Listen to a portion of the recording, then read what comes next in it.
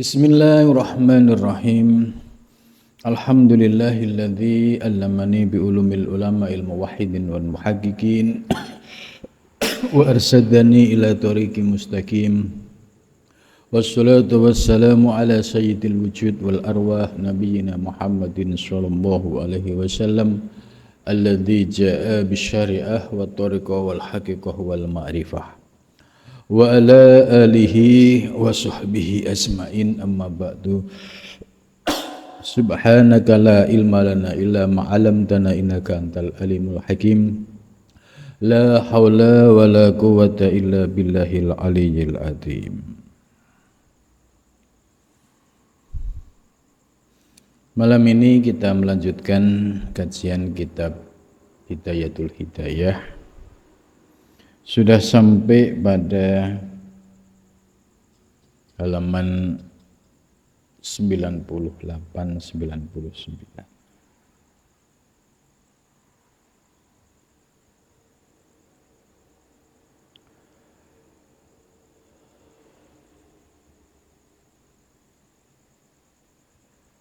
Qala musannif rahimakumullah wa nafa'ana bihi wa bi ulmihi fid dharain amin ya rabbal alamin.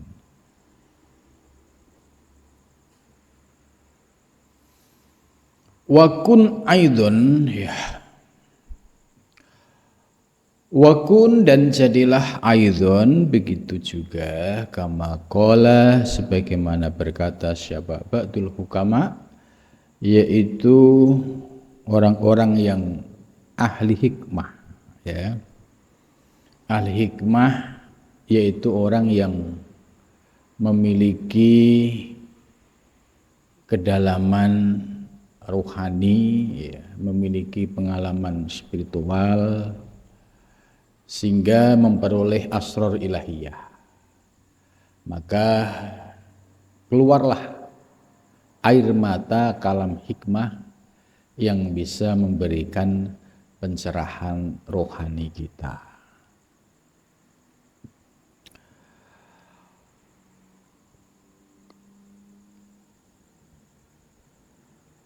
Alki sadiqaka wa aduka biwajhir ridho. Jadi wakun dan jadilah ayuhal murid, wahai para murid, lil khairi ya, murid yang menuju kebaikan. Jadi ini pesan dari Imam Ghazali bagi para salik, bagi para murid dalam menghadapi pergaulan kehidupan nyata. Ya, dalam kehidupan nyata ini, ya, di lingkungan kita, baik di sekolah, di rumah, di luar sana, itu pasti ada orang yang membuat kita suka, ada juga yang membuat kita tidak suka. Tapi sebaliknya, ya, dari sisi orang luar ada juga yang baik dengan kita, ada juga yang benci dengan kita, bahkan ada juga yang hasud dengan kita. Nah, dalam menghadapi situasi seperti ini, ya, Imam Ghazali memberikan tip, ya, tip cara bagaimana bisa mensikapi dengan bijak. Sebagaimana penjelasan dalam kitab Tanbihul Muhtarin juga sama. Ya, kemarin malam ya Syekh Abdul Wahab Asy-Sya'rani juga memberikan guidance bagaimana menghadapi orang yang hasud kepada kita dan orang yang memusuhi kita. Sebab itu selalu ada. Jadi jangan pernah kepedean bahwa nggak ada orang yang hasud pada saya, nggak ada orang, jangan ya, karena itu sudah hukum alam ya. Jangankan kita ya, Nabi besar Muhammad SAW yang akhlaknya luar biasa pun masih banyak ya orang kafir Quraisy yang hasud, yang memusuhinya. Nah, terutama bagi para pendakwah ya, ini menjadi penting supaya kita punya pandangan, punya pedoman. Oh iya, dulu ya Nabi Muhammad dan ulama-ulama solihin dulu dalam dakwahnya juga menghadapi tantangan yang sama, ya. Terutama dari orang yang hasud, orang yang memusuhi, itu pasti ada. Maka bagi para santri, bagi murid yang lil khair, yaitu yang menuju kebaikan, yaitu memperbaiki kualitas diri, ya baik lahir maupun batin, ya, yaitu mulaziman netepi, ya, artinya tetap berpegang teguh li'adabil ma'isyah,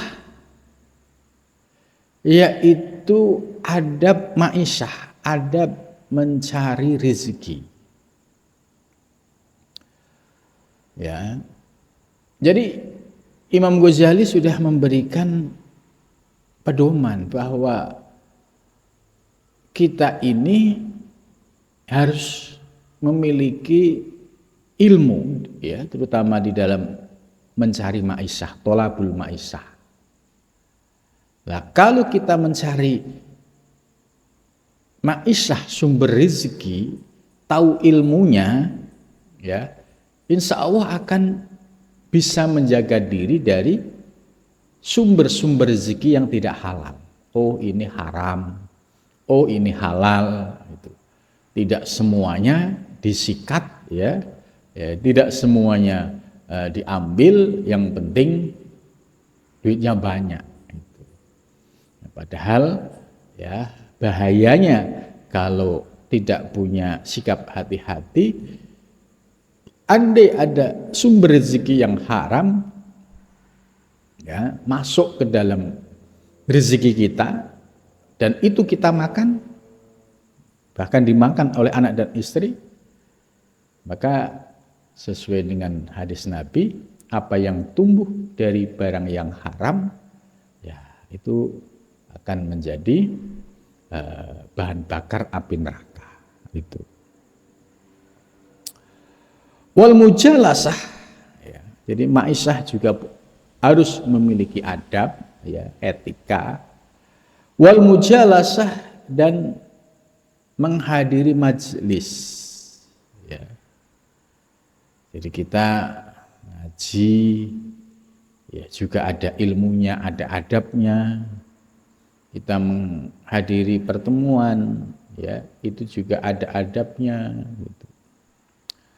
Ma'a asnafil kholqi, beserta kelompok-kelompok manusia. Jadi masyarakat kita ini kan ada yang disebut masyarakat menengah ke bawah, ya. Ada yang disebut menengah ke atas. Nah, tentu kalau kita memiliki ilmu dan bisa beradab, kita bisa bergaul dengan siapapun. Dengan yang kelas bawah, kita bisa menghormati, ya, kita bisa memberikan keteladanan yang baik, ya, begitu juga dalam bergaul dengan kelas menengah atas, kita juga berpegang pada adab dan akhlak. Gitu.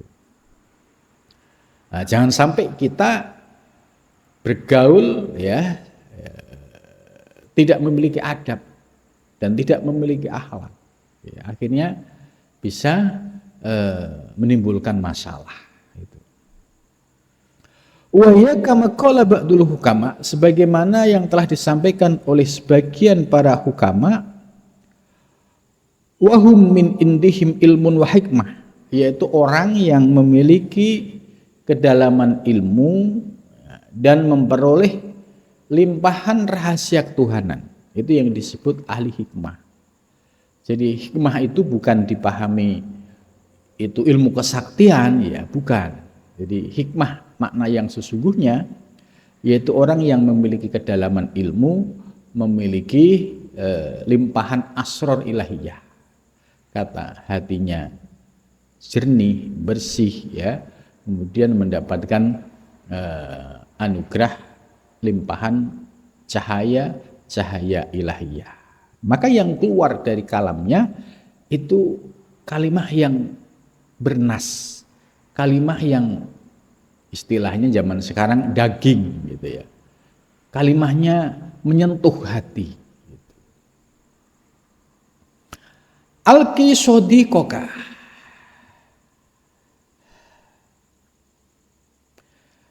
temuilah sodikoka temanmu, wa aduwaka dan musuhmu, biwajhir ridho dengan wajah ridho. Ya, ini kalimatnya sederhana, tapi maknanya luas dan prakteknya juga luar biasa berat. Itu. Kita disuruh menghadapi dua orang yang berbeda, yang satu sodik yaitu teman, ya, teman karib, yang kedua yaitu musuh, aduwaka. Lah, kita dianjurkan biwajhi ridho, keduanya kita terima dengan wajah yang ridho. Wajah yang ridho itu artinya ekspresinya itu bersih, jujur, tidak ada rasa dendam, ya, maaf, tidak merengut, ya, tidak mengekspresikan kebencian, gitu. Itu biwajhi ridho. Nah, kalau orang yang hatinya bersih, nggak ada hasud, nggak ada godob, ya, nggak ada hukut, ya, itu akan mampu melakukan biwajhi ridho. Ya, seperti Nabi, ya, ketika di Mekah itu kan selalu ada orang yang mengganggu Nabi, ya, ada yang ludahin, ya, ada yang lemparin batu. Tapi Nabi ketika melihat orang yang selalu berbuat buruk dengan Nabi, kok tiba-tiba nggak ada, gitu. Nabi kaget, loh, kemana ini, biasanya orangnya selalu ada, gitu. Nah, kemudian Nabi mencari info, oh ternyata sakit, gitu.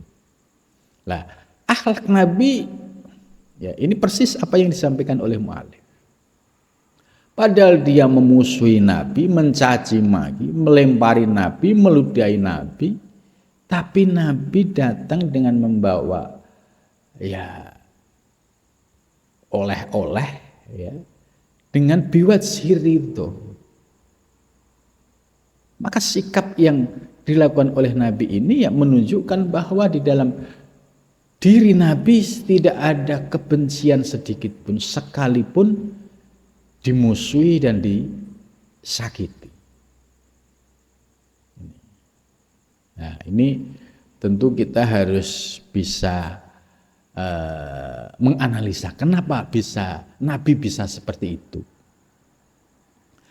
Ya, kalau kita lihat dari latar belakang sejarah, ya, fase Mekah ini kan ya fase di mana Nabi harus dakwah, menyampaikan risalah nubuwah. Ya, tentu tantangannya berat, ya, bagi kelompok-kelompok yang selama ini, ya, menyembah berhala. Nabi mengajarkan tauhid, ya, Nabi menolak, ya, konsep ketuhanan yang disebut dengan menyembah berhala itu, ya. Pasti banyak yang tidak suka karena ini sudah warisan nenek moyang mereka, gitu. Tapi pada saat Nabi hadir, pasti mereka akan melakukan segala cara bagaimana Nabi ini dakwahnya bisa berhenti, tidak berkembang. Maka respon yang diterima oleh Nabi yaitu, ya, caci maki, ya, namanya dibully, itu udah biasa. Dilemparin batu biasa, ya, sampai diludahi, ya. Itu kan artinya kebencian mereka yang luar biasa. Ya. Dileparin kotoran onta, itu sudah biasa. Jadi tindakan-tindakan yang tidak manusiawi ini kan ekspresi kebencian yang luar biasa. Ya, apalagi ketika di Taif, Nabi dihujanin batu, ini kan pengennya itu mereka, Nabi itu wafat. Gitu. Karena orang yang hasud, orang yang hukut itu kalau melihat musuhnya celaka itu senang dia. Nah ini orang-orang kafir Quraisy zaman Nabi itu seperti itu. Nah, Nabi membalasnya dengan akhlakul karimah. Yang tadi sudah diceritakan orang yang melempari Nabi kotoran onta, terus dicari, ya, kaget dia, ternyata Nabi luar biasa. Ya, ya datang, kemudian ya menengok ya. Ini tidak semua orang bisa. Ketika ada memusuhi kita, kemudian kita nengok orang yang musuh kita ini. Benar-benar berat. Kalau hatinya nggak bersih nggak mungkin. Begitu juga Nabi ketika di Taif dihujanin batu seperti itu. Malaikat ada yang menyampaikan kepada Nabi, wahai Nabi Muhammad, andai engkau mengizinkan ya, Taif itu ya, istilahnya bisa digulung. Ya, gunung-gunung Taif itu bisa dirobohkan. Tapi Nabi melarang, jangan. Ya, bisa jadi mereka sekarang belum beriman, tapi anak cucunya mereka nanti beriman. Jadi begitu sabarnya, begitu luar biasanya akhlak Nabi. Hal yang sama juga dilakukan oleh Nabi ketika di Madinah. Ya. Ada orang buta, ya, Yahudi, tiap hari itu mencaci maki Nabi. Gitu.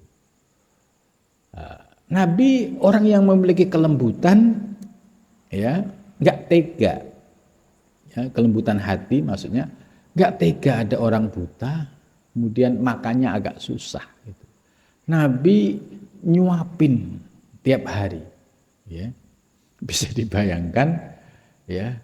Dicaci ya, orang yang buta, tapi Nabi membalasnya dengan nyuapin tiap hari. Nah, mereka nggak tahu yang dicaci maki itu di depannya dan yang menyuapinya. Gitu.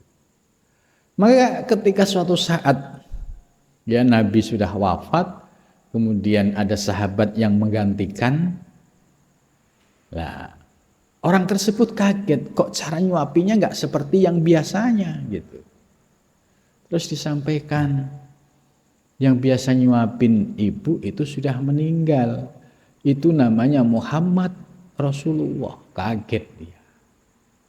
Ternyata yang nyuapin tiap hari itu Nabi Muhammad ya Rasulullah Shallallahu Alaihi Wasallam itu.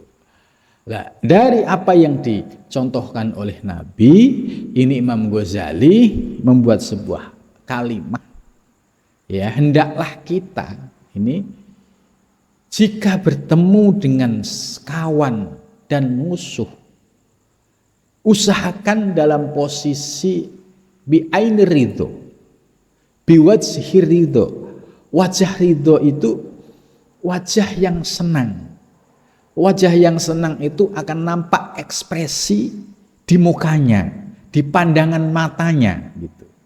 Kita bisa melihat ekspresi seorang ridho atau tidak itu bisa dilihat dari gerak-gerik matanya gitu. Kalau matanya ridho akan kelihatan ketulusannya.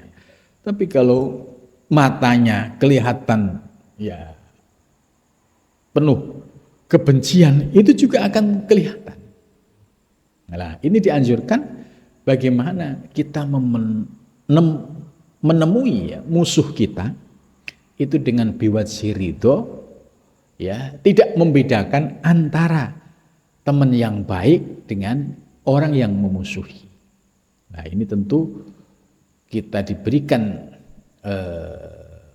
penjelasan seperti ini, artinya hendaklah kita ya pada saat kita bergaul di tengah masyarakat, Pasti ada orang yang baik dengan kita, pasti ada orang yang benci dengan kita, bahkan memusuhi. Nah, tunjukkan akhlakul karimah yang telah dicontohkan oleh Nabi. Yaitu dengan cara apa? Yaitu dengan cara memberikan sikap yang positif, sikap yang baik, sikap yang menyenangkan, tanpa ada kebencian di dalam hati. Karena orang yang benci, ya, hatinya masih ada kebencian, ditambah hasud, ditambah hukut, dendam, itu nggak bisa dibohongin dari gerak-gerik sorot matanya. Nah, beda dengan orang yang hatinya bersih, nggak ada godop, nggak ada hasud, nggak ada hukut, ya pasti dia menerima dengan senang tanpa ada kebencian di dalam hatinya. Aibiwatsin dalin al-ridho, yaitu dengan menunjukkan tampilan wajah yang penuh ridho. Ya, ridho itu ya ekspresinya itu ya nampak senang gitu. Wa huwa talqul wajhi, yaitu ya nampak wajahnya berseri-seri, ya bukan wajah yang merengut, bukan wajah yang berpaling gitu ya, tapi wajah yang berseri-seri. Lah, ini bisa menjadi tolak ukur bagi kita. Ya, kita ngecek dalam diri kita, ketemu orang teman yang baik, ya kita bisa membalas, ya bersikap dengan baik. Sebaliknya ketika kita bertemu dengan orang yang membenci kita, memusuhi kita, tapi sikap kita tetap baik. Nah, inilah yang disebut dengan akhlakul karimah yang telah dicontohkan oleh Nabi besar Muhammad Sallallahu Alaihi Wasallam. Lah, pengajaran akhlak yang seperti ini ternyata adanya di ilmu tasawuf. Sumbernya keteladanan dari Rasulullah Sallallahu Alaihi Wasallam. Maka apa yang diurai oleh ulama tasawuf sebagaimana dalam kitab ini, ternyata sumbernya, rujukannya adalah akhlak Rasulullah Sallallahu Alaihi Wasallam. Min ghairi mudillatin lahuma, tanpa ada ekspresi menghinakan atau merendahkan. Ya, kita bisa melihatlah kalau orang kita ini ya, antara dua orang yang satu hatinya bersih, yang satu hatinya buruk. Itu bisa dilihat cara salamannya. Kalau yang hatinya bersih ya dia salaman dengan penuh penghormatan, wajahnya juga senyum, menatap dengan baik gitu ya, melegakan gitu.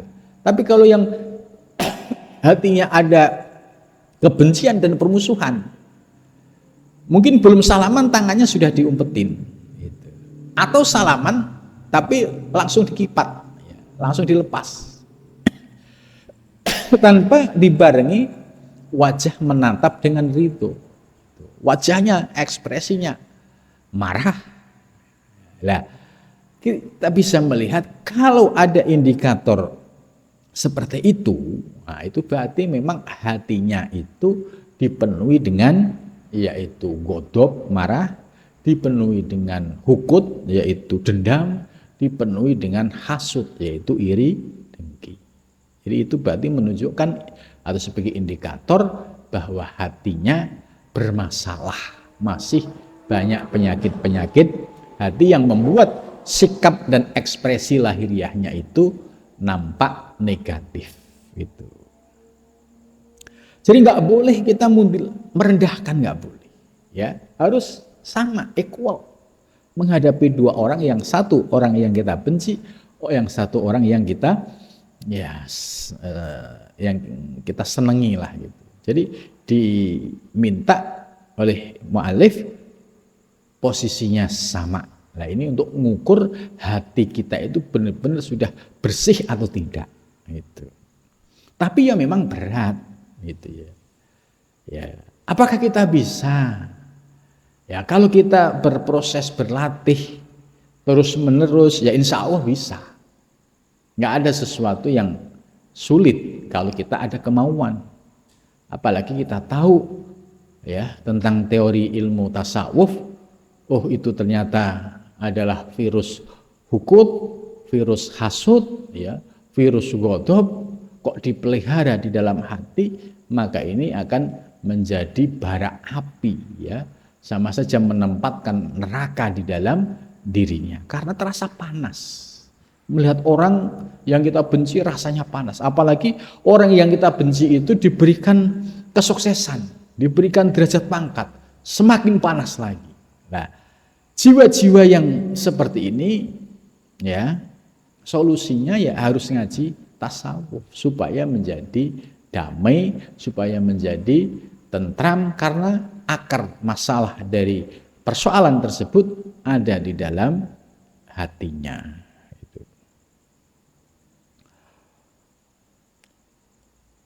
Wala haibatin, dan juga tidak ada ketakutan minha darinya. Wa tawakkurin aikun haliman inda liqa, dan ya itu istilahnya care, kalau bahasa kita care, maksudnya bertemu itu dengan ketulusan, ya, tidak keterpaksaan gitu.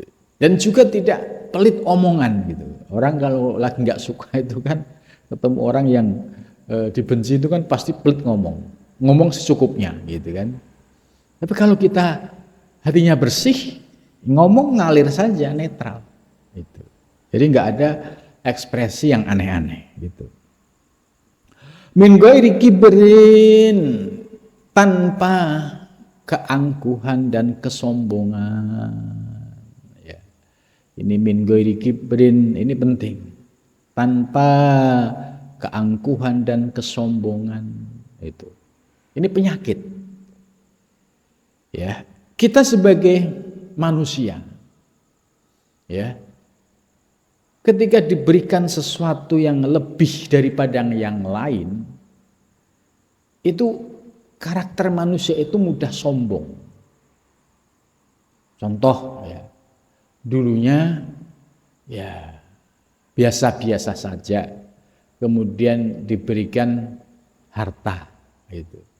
Kita bisa lihat perubahannya. Kalau dia hatinya bersih, dia akan tetap tawadhu, ya, tidak merasa apa-apa. Tapi kalau dia hatinya tidak bersih, maka benih-benih kibir sombong itu akan muncul.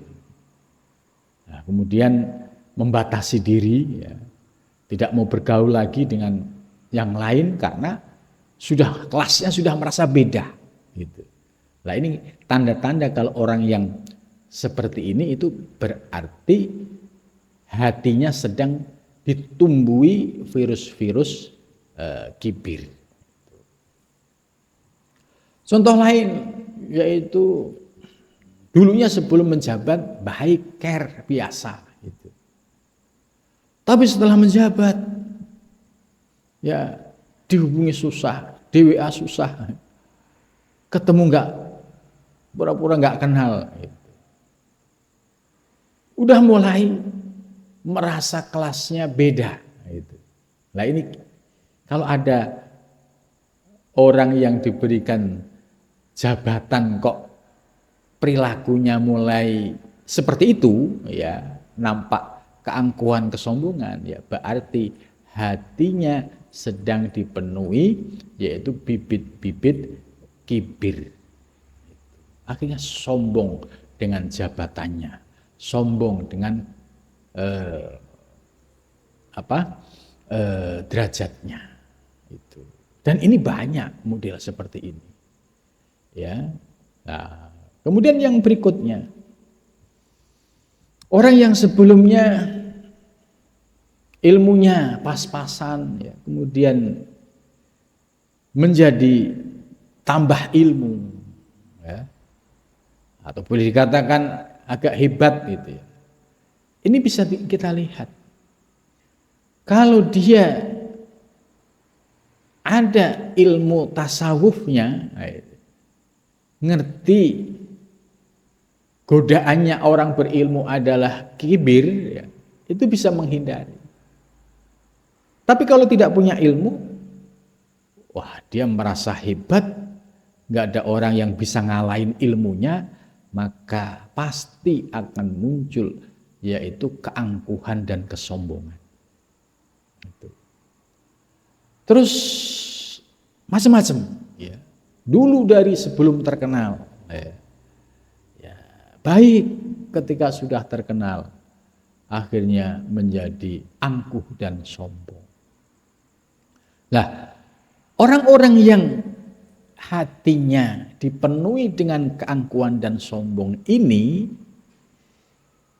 karena tidak mampu membersihkan hatinya dari benih-benih kibir yang ada di dalam dirinya. Dan kibir itu minas syaiton. Kenapa malaikat ketika disuruh bersujud kepada Adam, semua bersujud, namun ada satu yang tidak bersujud, ya, yaitu yang disebut iblis. Kenapa? Karena aba wastakbar.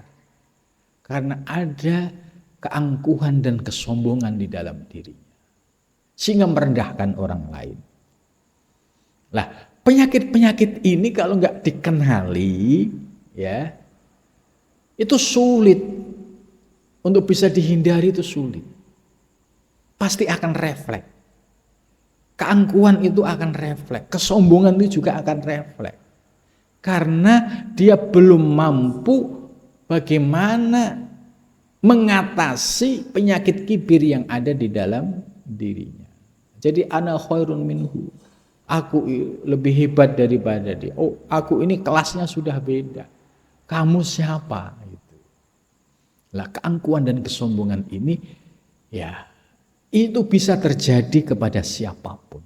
Ya, tidak orang kaya, tidak pejabat, tidak ulama, tidak kiai, tidak santri, ya, semua bisa terkena penyakit kibir manakala dia tidak ada upaya bagaimana ikhtiar untuk menghilangkan penyakit kibir yang ada di dalam dirinya. Ya, kuncinya ya ngaji ilmu tasawuf yang berkaitan dengan bahayanya penyakit kibir dan bagaimana cara solusinya menghilangkan akar-akar kibir yang ada di dalam dirinya. Kalau akar kibir ini sudah nggak ada, akar kesombongan nggak ada, dia akan merasa tidak punya apa-apa. Misalkan dia kaya raya, gitu ya. Tapi karena hatinya bersih, oh tidak, ini semua titipan Allah. Gitu. Jadi tidak mau ini hartaku, ini hasil kerasku, tidak mau, tidak. Tapi orang yang gak ada kibirnya, ya, dia akan menyandarkan kepada pemilik sejati. Oh, harta ini milik Allah, harta ini titipan Allah, harta ini titipan Allah. Suatu saat bisa diambil oleh Allah. Begitu juga seorang pejabat yang hatinya bersih, juga sikapnya akan sama. Oh, jabatan ini amanah dari Allah. Ya, sekarang diberi, suatu saat juga akan ditarik kembali oleh Allah. Coba bisa dibayangkan kalau pada saat jabat sombong, apa tidak malu kalau suatu saat tidak jabat, ya, tidak mendapatkan penghormatan dan fasilitas di tengah masyarakat, kan akhirnya malu untuk bergaul. Kenapa? Karena sudah termakan penyakit sombong yang ada di dalam dirinya. Kalau dia kiai dan ulama yang alim alamah, malu kalau dia itu merasa hebat. Karena tahu hakikatnya ilmu itu milik Allah. Subhanaka la ilma lana, maha suci engkau, tidak ada ilmu bagi kami. illa ma alam tanah, kecuali apa yang telah engkau berikan kepada kami. Jadi ilmu yang ada pada kita ini titipan Allah. Nah, orang yang ngerti hakikat ini malu untuk sombong. Maka kalau ada orang yang masih kemelindi dengan ilmunya, masih sombong dengan ilmunya, ya karena belum paham. Dikira itu ilmunya. Padahal ya hakikatnya yang memberikan ilmu adalah Allah Subhanahu wa ta'ala. Ya, begitu juga ya para kiai, para ulama. Ini juga akan teruji. Ada enggak sifat kibirnya? Ada enggak sifat ujubnya? Ya, kalau yang bersih hatinya, merasa tidak ada kelebihan dalam dirinya, sama dengan yang lain. Itu karena malu kalau dia misalnya merasa hebat, ya, merasa punya kelas, ya, merasa ya sudah beda. Ini biasanya orang-orang yang model begini ya, model-model kagetan, ya, orang kaya baru, lah, akhirnya penyakit kibir, sombong, angkuh itu tumbuh subur di dalam hatinya, sehingga ekspresinya ya tadi, ya sombong, angkuh, kemelindinya minta ampun deh gitu. Nah ini Imam Ghazali sudah memberikan solusi, ya, memberikan panduan. Hei murid, ya, jangan sampai kamu ada kibir sombong. Wattawaddu'in, dan tawaddu indal liqa'i, ketika bertemu. Ya, bertemu dengan siapapun tamu sama. Itu. Mau pejabat, mau orang biasa, ya, sama. Ya, harus diposisikan sama. Jangan sampai, oh ini pejabat kemudian kita berlebih-lebihan. Oh ini orang biasa kemudian kita abaikan. Enggak boleh. Ya, harus kita bisa menanamkan sifat tawadhu di dalam diri kita. Min ghairi mudillatin, tanpa merendahkan. Ini yang paling kunci, tanpa merendahkan. Jadi kalau dia pejabat kok hatinya bersih, ya dia tidak akan merendahkan orang lain. Dia orang berilmu, ya, hatinya bersih, tidak akan merendahkan orang lain. Dia ustadz kiai, hatinya bersih, tidak akan merendahkan orang lain. Itulah. Orang yang keluar kalimat merendahkan itu biasanya ekspresi dari batiniahnya. Nah ini yang perlu kita waspadai. Jadi Imam Ghazali sudah memberikan guidance, petunjuk, hendaklah wattawaddu'in idzal liqa, tetap sebagai pribadi yang tawadhu, rendah hati, ya, merasa tidak punya apa-apa, ya, kaya tidak merasa kaya, menjabat tidak merasa menjabat, alim tidak merasa alim, gitu. Jadi zero, nggak ada merasa lebih daripada yang lain, dan tanpa merendahkan yang lain. Itu. Karena kalau pasangannya kibir itu pasti tadi mudillah, merendahkan. Oh kamu itu siapa? Itu. Kamu nggak kenal saya. Itu. Ini kalimat-kalimat kibir itu akan muncul terekspresi dalam lesan seseorang itu. Fi jami'i wakun, dan jadilah kamu fi jami'i umurika, di dalam seluruh urusanmu. Fi awsotiha, di dalam pertengahan umur perkara. Ini maksudnya Imam Ghazali kun, ya, kun itu perintah. Artinya himbauan. Hei para salik, hei para murid, hendaklah sikapmu dalam terkait urusan apapun itu awsotuha, tengah-tengah. Ya, dalam bahasa sekarang itu moderat. Ya, tidak gulu itu berlebihan, dan juga tidak ya tasaddud, ya, radikalisme, ya, dan juga tidak liberal. Itu. Tapi wasatiyah, yaitu moderat. Ini sikap yang dianjurkan oleh Imam Ghazali. Jadi Imam Ghazali di abad 12 ini sudah menyampaikan konsep tawasud. Itu. Ya, dari kalimat ini, wa kun fi jami umurika fi awsatiha. Jadilah kalian wahai para murid para salik dalam mensikapi segala urusan itu bersikaplah moderat, tengah-tengah. Itu. Sebab kalau tasaddud, gulu ya nggak baik. Beragama kok tasaddud, ya nggak baik. Beragama kok gulu, ya akhirnya kebablasan. Terus beragama kok bebas, ya istilahnya ada ekstrim kiri, ekstrim kanan, itu nggak baik. Yang baik itu wasatiyah, tengah-tengah. Ya, itu yang disebut dengan konsep tawasud. Itu. Fakula torfai kostil umuri, maka keduanya sebagai ya pinggir dari tujuan segala perkara aywastiha, yaitu tengah-tengahnya. Lah, torfai kostil umur, torfai itu sisi. Tadi yang sudah saya sebutkan ekstrim kiri, ya, dan ekstrim kanan. Ekstrim kanan itu tasyadudi, yaitu radikalisme. Yang kiri itu ya seperti ya liberal, ya, yang model-model seperti itulah. Gitu. Nah,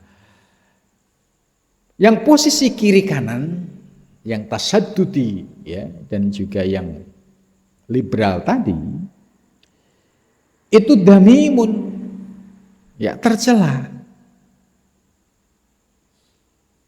Aimat mumun indallah, itu tercela di sisi Allah, wa indan nas, dan di sisi manusia. Nah, contoh ini, kenapa sih ekstremisme di dalam agama, khususnya Islam, kok banyak ditentang oleh para ulama? Ya karena sifat ekstremisme ini ya pemahaman yang berlebihan terhadap persoalan agama. Contoh, orang yang meyakini bahwa yang paling benar itu keyakinan dia, kemudian yang lain yang dianggap kafir. Ini namanya tasaddudi, takfiri. Ya. Bagaimana mungkin ya orang lain yang juga sama-sama bersyahadat, sholat, ya hanya beda kelompok dianggap kafir, gitu. Sementara dirinya dan kelompoknya dianggap paling surga. Nah ini yang disebut tasaddudi. Begitu juga yang kelompok ya liberal, ya artinya dia bebas nilai, ya tidak menggunakan agama sebagai nilai. Bahkan orang yang liberalnya kebablasan itu menjadikan akal itu sebagai sumber kebenaran, bahkan wahyu itu di bawah akal. Nah ini kalau dibiarkan diikuti oleh orang pasti rusak agamanya. Ya, ini bahayanya sudah diingatkan oleh Imam Ghazali. Maka sikap yang paling baik adalah wasatiyah. Itu. Nah sikap wasatiyah ini juga ya sudah menjadi sikap kolektif, ya, yaitu pengikut ahli sunnah wal jamaah, ya seperti Nahdlatul Ulama itu ada salah satu prinsip yang namanya tawasud, tawazun, kemudian tasamuh, ya iktidal. Ini prinsip-prinsip ahli sunnah wal jamaah, ya. Kemudian di Majelis Ulama Indonesia itu juga menggunakan istilah Islam wasati, ya. Ini yang dimaksud juga sama, Islam yang moderat. Di Al-Azhar Mesir menggunakan wasatiyatul Islam, yaitu Islam yang moderat juga. Jadi sikap tawasud ini ternyata di abad 12, ya, itu sudah disampaikan oleh Imam Ghazali sebagai sikap dalam beragama. Itu. Maka kalau kita hadir di zaman sekarang, ya hendaklah sikap tawasud ini yang terbaik, ya, karena tidak gulu itu berlebihan dan juga tidak liberal.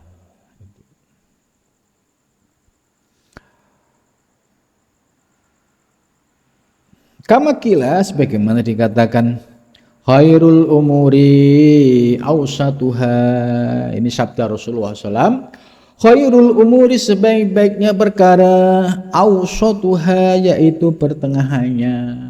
Ini dasar kenapa sikap kita dalam beragama itu moderat wasatiyah.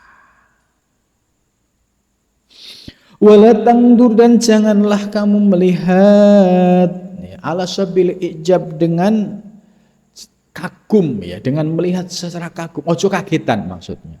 Oh, melihat orang begini kagum, melihat orang begini kagum gitu. Fi'at fika, yaitu di dalam melihat kiri kananmu, ya. Maksudnya kagetan, ya, bingungan gitu. Ya, ini gumunan, ya, kagetan, gumunan. Ini ya termasuk sikap yang tidak baik. Gitu. Wala taksur al-iltifat ila waraika, dan janganlah kamu memperbanyak menoleh ke belakang. Ya, artinya ya nggak akan maju-maju. Tantangan ke depan itu yang harus kita sikapi. Seperti kita hidup pada zaman sekarang. Ini kan harus punya analisa. Problem zaman sekarang itu apa? Tantangannya apa? Terus bagaimana sikap kita supaya bisa keluar dari tantangan itu? Nah, ini kita bisa berpikir dengan menggunakan pendekatan wasatiyah. Karena setiap zaman pasti ada tantangannya. Nah, ini sebagai tantangan generasi zaman sekarang, ya, harus bisa mencari solusinya.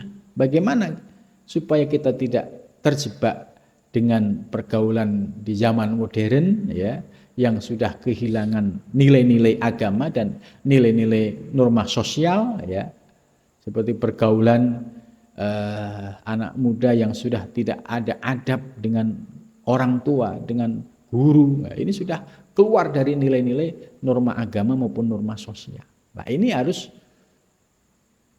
dicarikan solusinya. Bagaimana sikap saya? Nah, maka dengan ngaji dan dekat dengan ulama, ya, ini salah satu cara untuk bisa tetap berpegang teguh pada nilai-nilai agama dan berakhlakul karimah. Gitu.